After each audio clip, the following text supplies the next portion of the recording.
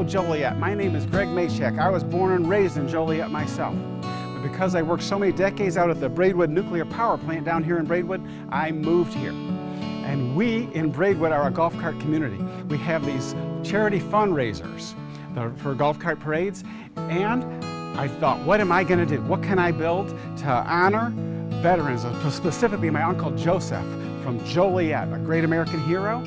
And I had time with COVID and I had a couple of head concussions, and so all fall, winter, and spring I built this. It's built mostly out of corrugated plastic, like I had said, but this here is a ship, a drivable destroyer that you perhaps have seen on ABC National News, local-ish program, ABC Eyewitness News, Channel 7 Chicago. It's been on the front and third page of the Joliet Herald News, the Wilmington Free Press. I've had interviews about it on WJOL and on Star 97, a network of stations in the Mississippi Valley, and I wanted to show you a little bit about it.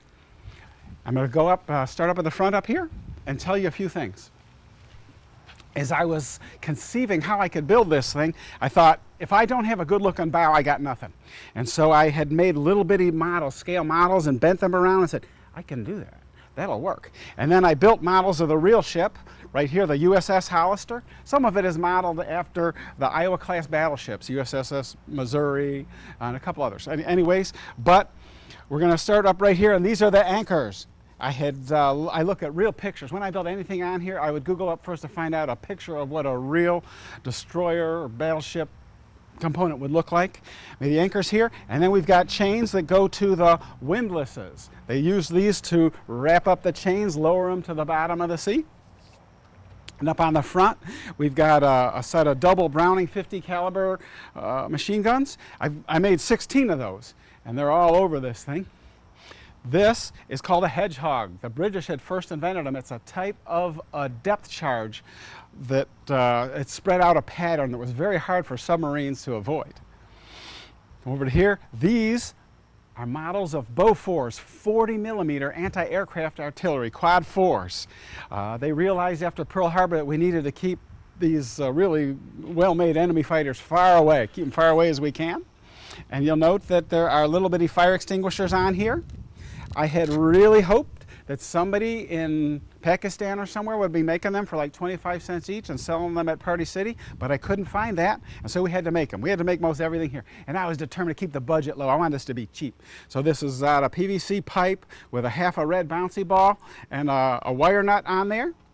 And my wife makes stickers. She made these little bitty labels to go on them, and we wanted to have examples of the ammunition of each of the different sizes of guns available. So for example, for these 50 calibers, you'll see that there's a strip of little bitty bullets on there. My wife made those stickers for us and made models of ammunition for the 40mm guns. These are some of those shells right here. We got a couple of those, and you know there'll be fire extinguishers all over on here. I want to emphasize fire protection.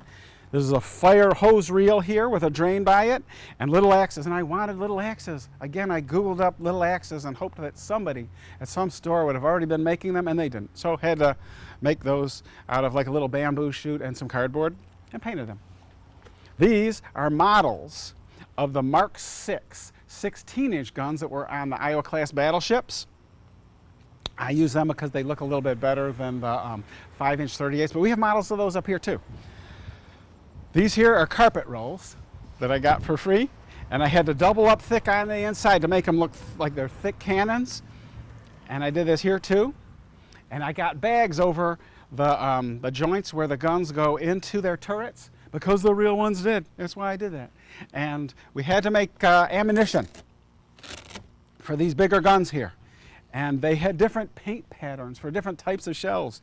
They had a paint pattern that they used for high explosive rounds, high penetration rounds, and they even had a turquoise baby blue round that I didn't make that was nuclear. But I'm trying to focus on the time period of World War II and Korean War, early Korean War, and so I didn't choose to use those. We've got little bitty life rings on here. Let's say USS Hollister on them. By the way, that is what this ship is named after. The USS Hollister, DD 788. That's why you see the big 788 on the side over here. Little 78 on the back, 788 on the back.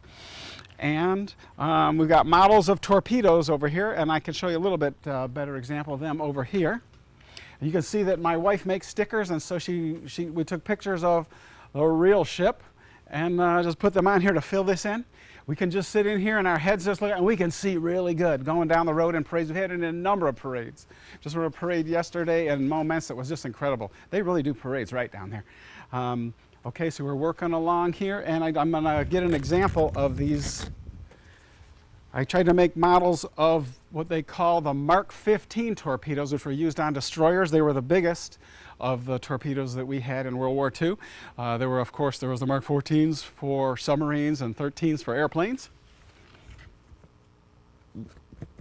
And I want to walk you a little bit through the superstructure here. These are my models of the 5-inch 38 caliber Mark 12 guns, and you'll notice that they'll have on them the U.S. Marine Corps logo, because as I looked at pictures, the real ones did on American battleships. The Marines were part of the Navy, of course, thank God. So putting this right back up here, but we have stairways going up at different planes. It's kind of like a little girl's dollhouse or something. And little portholes around there, little other decks. And up here we have the conning tower. The conning tower and the funnel, the smokestack right here, they're made out of galvanized 6-inch oval ductwork. They're made to take heat. We have blown over 100 big smoke bombs through that right there. It handles the fire very well, and the crowd seem to like that. And you'll notice we have a radar screen up there. I have models of the real ships. And part of what I had modeled here was from an Iowa-class battleship. They got their big radar screen up there, and I got to think, what can I get to look like that? I found a spaghetti strainer, and I had to snip a couple things off of it to make it look a little better, and it's close enough, definitely close enough. And we have models on here of rounds for these type of guns, for the 5-inch guns. And this up here is the bridge. If you see these windows here where the driver, the captain, and his men would probably be when they're running the ship. And this right back over here. As we work on now, this is pretty much the same as on the back there. You notice that I put portholes down the side here. Portholes was pretty much a pre-Pearl Harbor thing. The Germans and the British kept theirs throughout World War II, but we welded ours up. Helped the boat to stay afloat longer if there was an accident. And we have back here we have 2 racks of models of a different type of depth charge. These particular depth charges, they would descend at a rate about 27 feet per minute, and they would be set to go off at a set depth. Whereas the ones on the front, the Hedgehog ones, they would go off only if they hit a metal object like a submarine. So putting these back on. And there's a little a fort, anti-aircraft fort back here, an armored area of 4 Browning 50 caliber machine guns. But you'll note here on the back, I have 2 Vought OS-2U Kingfisher airplanes. I had to have them because that was what the Americans used, what we used in World War II, and the battleships, cruisers, and a couple destroyers had them. No, the USS Hollister didn't. But they were something that didn't need a runway. They were seaplanes on floats that they could shoot off of a catapult, and then it could land back behind the ship. The crane could swing back around and put them back up, put them right back on there. So we made models of the catapults too for that. And if you look carefully down below here, you notice that this is painted a dark red on the bottom. That's because the real ones did. It's some type of more rust and corrosion resistant kind of paint that they've used. I have a propeller down under there and a rudder. And at this time, would you like to get a look on the inside? See a little bit more of my wonderful wife's handiwork. Again, without her, I couldn't have done this at all. It was a good, many months in the living room during the winter where I was working on this. And I would be able to just look up and find pictures of components on a ship, and then she would just print them out. Like all this instrumentation in here.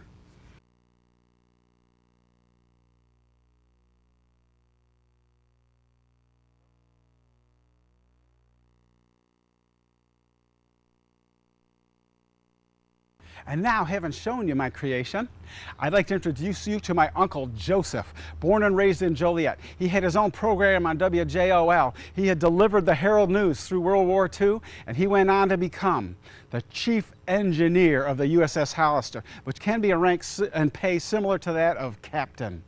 Joseph Versalati, 91 years old. Go ahead. Yeah, hello, my name is Greg Maychek from Joliet. I went to Joliet Catholic High, and I built the Drivable destroyer model that you may have seen on ABC Eyewitness Channel 7 News TV, or perhaps you heard the interview on WJOL, or the front page article in the Joliet Herald News. It's a destroyer that I had built for some charity fundraisers that we have for parades down here in Braidwood and in Wilmington. And I built it as a tribute to the USS Hollister, a destroyer that my Uncle Joseph from Joliet had served on during the Korean War. Uncle Joseph had delivered the Joliet Herald newspaper during World War II, and right after World War II, well, he graduated from Joliet Catholic High in 1947, and he had his own radio program on WJOL back in 1946 and 1947. It was called Catholic High on the Air. Is that correct, Uncle Joseph? That's correct, and I wouldn't say that I had my own program, because I did one program one time, period, but Okay. It did get a lot of reception anyway.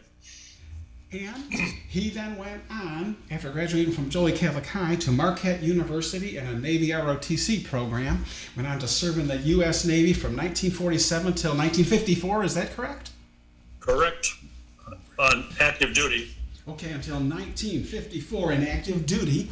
And after that, he went on to a very illustrious career with General Electric, where he was a general manager of their division of the advanced manufacturing technology business, and I believe also of, before that, the lamps division. Is that correct, Uncle Joseph? Correct, yes. Division. And now he's retired and lives on Hilton Head Island. He hadn't been back to the Joliet area that we can recall in some 18 years, and he came back for Sunday, July 18th, for the parade we had in downtown Braidwood, and he rode in this tribute to the USS Hollister that I had built. And many cheered for him, and the people that have been following the media stories were glad to see him in person. They cheered for him, in my opinion, in many cases, as if he was a rock star. One lady from the museum reached inside and kissed him and said, "Come on over to the museum sometime." And here he is now. We've got him live right here, Mr. Shoes. Okay, so Uncle Joseph. Yes. Can you tell me a story of what it was like to be delivering the Joliet Herald News on, what was that, Joliet Southeast Side during World War II? Well, the Herald News was the only news source that most of us ever had. And as far as Joliet is concerned. But I got involved in being the delivery boy for about 150 homes in the southeast corner of Joliet there. Right about the time that the World War II was started. Pearl Harbor had just happened, and I was making my first deliveries of newspapers. And that was a daily newspaper, 7 days a week. And with very high participation rate among homeowners. We then, immediately after that, after the war started, began to offer for sale war stamps. And I don't know if anybody knows what a war stamp was, but it was a technique by which the United States government sold a bond, as it were. And if you filled one of the books that they made with war stamps of the correct denominations, they could be turned in for a $25 war bond, which 10 years later increased in value from $18.75 to $25. And there were lots and lots of people that were buying war bonds, both at work, if they were working, and or by newspaper carrier route. But I will say this, that having the job of trying to keep track of war stamps, not getting them stuck by rain or anything like that until it's become disusable, was a chore that kept you on your toes in cold weather and rain and otherwise. I know that in 1946, your picture was on the front page of the Joliet Herald News when you were the valedictorian of Joliet Catholic High School.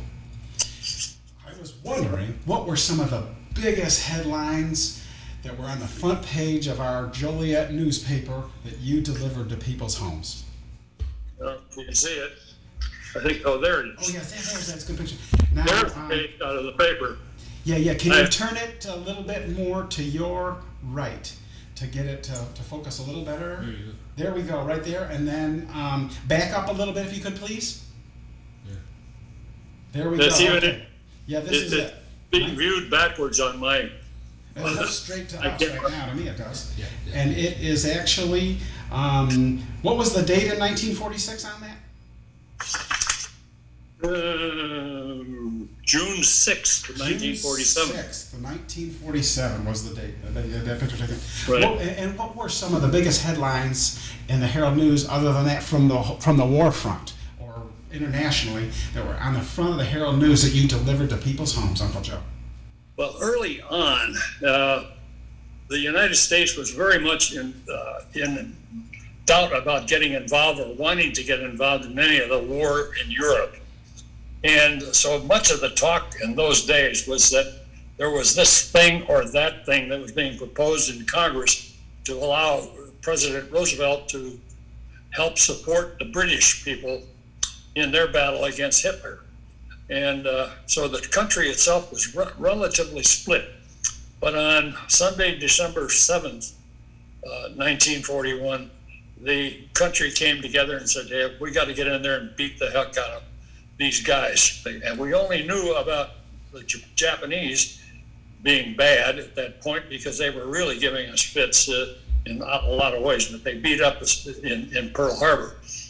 But Germany simplified the matter a little bit by Hitler declaring war on us a few days later. So I think it had to do with some kind of a mutual support program they had with Japan. But as Hitler and the United States became involved in shooting at one another, it was clearly headline after headline. Another oil tanker sunk off of the Carolina coast, or something was damaged in New York Harbor, or stuff like that. But there also was the stories coming out at headline stuff from Russia, because the Germans were pushing the Russians all over the place, the Soviet Union, and they got all the way to the edge of Moscow in the course of 1 year or 2 years.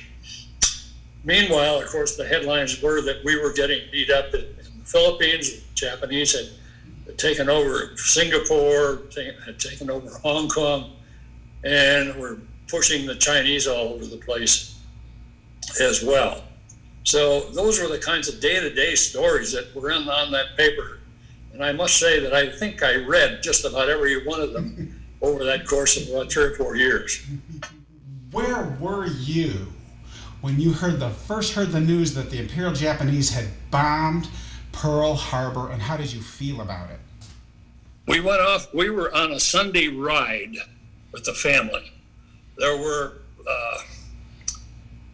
at that point in time in our family, there were 4 of us children, and I was the oldest of those 4. We were out with a ride with my mother and father just out to the west of Joliet. And as I recall, we were on that road that is now called Larkin Avenue that ran up alongside the Guardian Angel home from Plainfield Road. And we heard the radio on the car interrupt the Chicago Cardinal football game, and it broke in with the story that the Japanese had bombed Pearl Harbor. Now, immediately the question is, where in the heck is Pearl Harbor? And all that kind of stuff. So, that's where we were. And I know that my two brothers who were in that car with me remember that day very clearly, because my mother and father were both very, very concerned about where this is going. And since they had boys, they figured, well, there goes the boys to the Army or to the whatever. But as it turned out, we were way too young. Let's see.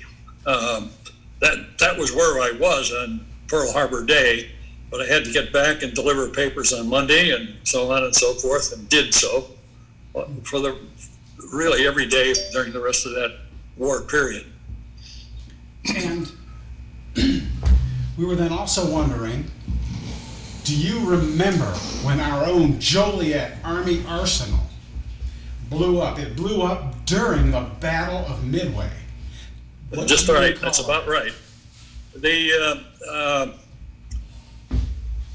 whole thing that was the Joliet Arsenal involved the government buying 60 square miles of farmland out there in the southern part of Will County, and I presume Kankakee and Grundy County too.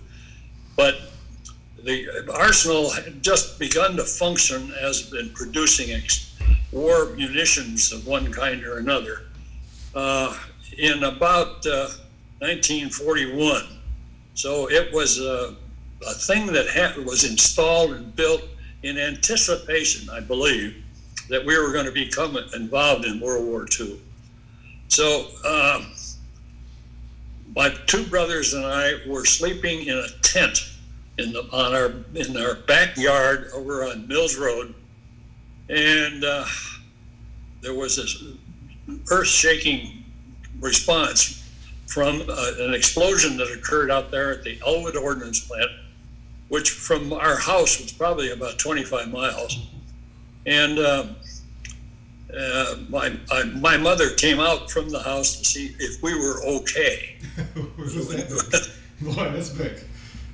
And nothing happened that had put us in hazardous way. But it was a big news item, to be sure, in the paper that followed. Of course, in the meantime, all this is going on. The military was recruiting and drafting people, guys from every walk of life into there. And the stories about another group of guys going off to Fort Sheridan for recruit training and all that stuff occurred every day, and it was no longer a newspaper item. Go ahead. Okay, Uncle Joseph, we were wondering a little bit more about your duties as the chief engineer of the USS Hollister destroyer during the Korean War. Well, before all of that, I had been accepted and gotten this scholarship that allowed me to go to Marquette University. Well, they were going to send me to originally Northwestern, and the Navy changed their mind. But be that as it may, I did go to Marquette, and it was put through the same naval officer training and courses and so forth as a student at the Naval Academy in Annapolis. Really? This was a program that was started in 1946 by then Admiral Holloway, who was the superintendent of the Naval Academy, who realized that we had all these ships that were built during World War II and many were going to be deployed, and that we had far-flung obligations now after World War II of helping and being involved in a lot of things that had not been part of life for the United States before World War II. So he said that to augment the supply of Navy officers needed for this, that we would start this Naval ROTC program. It would be scholarships granted to about 50 students in each of 50 different colleges. And the course curriculum would be more or less the same as exactly the Naval Academy. And that these summers would be spent on various kinds of training activities, cruises, and aviation training, all that kind of stuff. I was very pleased to have been passed the test and gotten selected because, well, we were from a large family. By that time, by 1946, we had added some more people to the family fold, and we were now at 8 people. And so I was the oldest of 8. And Marquette University was not my first choice, as I said before, and I had gained acceptance at Northwestern, but the Navy changed its mind about that, so it sent me there. And so in June of 1947, I had to scramble and get accepted at Marquette. So my folks and I drove up to Milwaukee and interviewed on a Saturday so that we could, and got the okay from the registrar there, and started work. Started shortly thereafter. I was the only one from Joliet. There was only one other young fellow from Will County that had gotten one of these Navy scholarships. He was from Lockport, and I can't remember his name right now. But he and I did communicate with one another a little bit there. He was accepted at Princeton University. So there were high-powered schools that were involved in this Navy ROTC program. Sounds like it. In the following summers, we did mix with all the other schools in these training things that we did, including an aviation summer, an amphibious warfare summer, and so on and so forth. Let's see, we're going through, what was I doing? How did I get to be the chief engineer? Okay. I graduated from Marquette University and was assigned to the USS Hollister as an ensign. USN was given 30 days to report, which I did. The ship was at home port at San Diego at that time, and it had just returned from its first venture over in the Korean thing, assisting in the landings at Incheon in Korea. There, boy, oh boy, isn't that something? But when I got back there, we were going to be in port and go to the shipyard for some repairs for the whole division of ships, some modifications of our ordnance and so forth. But as it turned out, there was something happening in Korea, so we got shunted back over there. I would guess about 2 weeks after I reported aboard ship in July of 47. And I was assigned originally to the gunnery department and then later to the engineering department of the ship. And my first job there was the electrical officer. And then later on took on the duties as damage control officer. And gradually got to know everything there was I could know about what the engineering plant looked like, the boilers, the turbines, all that kind of stuff. And so that in about November, after we got back from the jaunt over there, I was assigned to become the engineer officer. I call it chief engineer, but technically the official title is engineer officer. And right off the bat, I had the job of chauffeuring this thing through that Navy overhaul period, and got that finished in a seemingly acceptable way. And then we got to do some training around San Diego for a bit, and then went over on my second assignment over there. And that one went from July to roughly March, I guess. And then back, and finally one more shipyard overhaul, and then in July of 53, They had just signed the armistice agreement, and I went over there for the third time. So. And what can you tell us about your experiences with in combat in Wonsan Harbor? Well, the ship was deployed in various assignments. For the most part, we spent a lot of time traveling around in the task force, which had two or three aircraft carriers in it, and maybe a battleship. And we had aircraft carriers supporting the land fighting in ways, primarily close air support type activities. But these yielded problems with some of the flyers getting shot. So we would be standing by at points designated to rescue any downed planes and such, in which we did.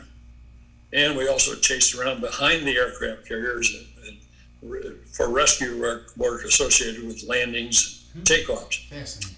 But the main purpose of us being in the task force, though, was an anti-aircraft cover to put anti-aircraft equipment capabilities over that in case there were flyovers by anybody that was bad.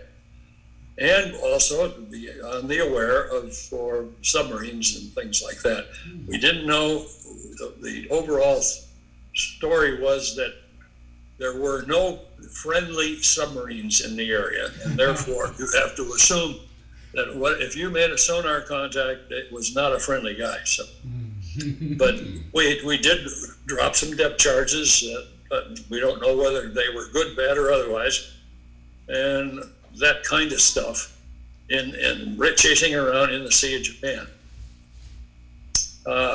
We also would be spun off from the task force at times and sent down it was a new assignment, to patrol the straits, the Formosan Straits, or the straits between Taiwan and China, because the Taiwanese were the Chinese that ran away from the communist takeover in China had poured onto Taiwan, and we were friends with those guys, and we patrolled that, and occasionally ran into big batches of Chinese fishing boats, we call them, that looked hazardous and so on. We didn't shoot those guys, but we managed to chase them off anyway.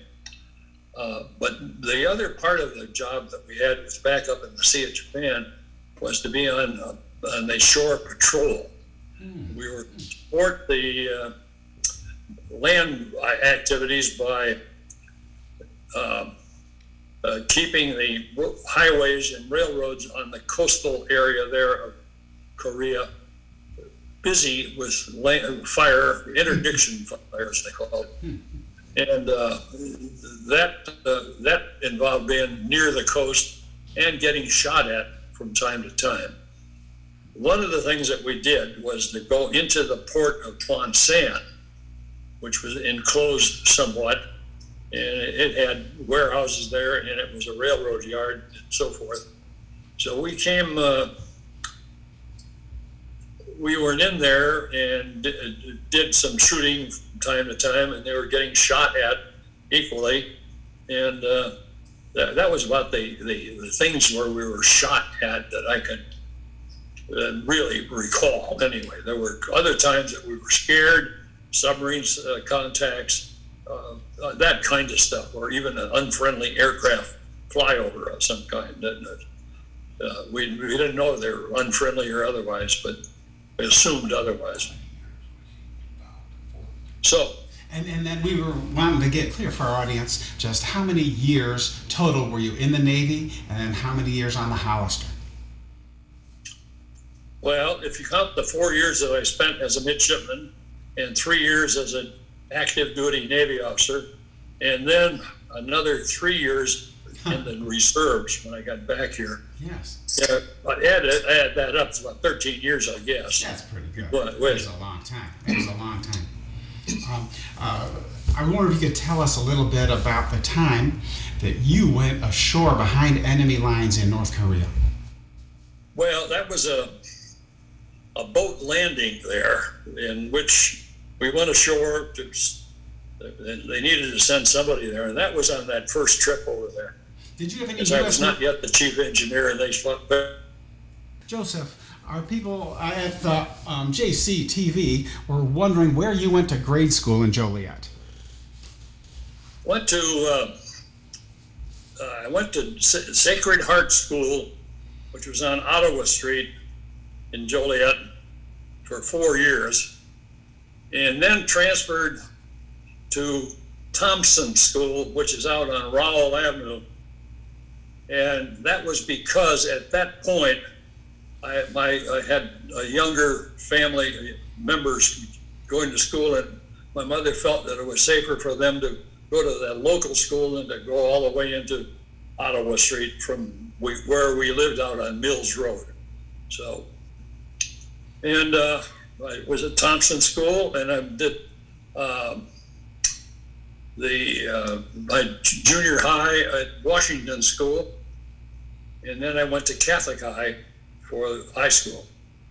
The question I'd like to ask you in closing is that the man Stephen at the Joliet Area Historical Society Museum has indicated to me interest in having a temporary exhibit about the four Versalati brothers. Because we have temporary and some more permanent exhibits in our museum to tell the story of some of the more prominent Jolietans.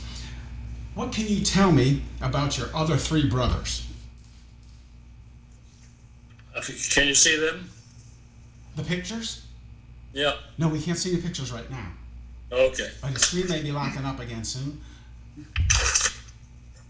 All right, but in any event,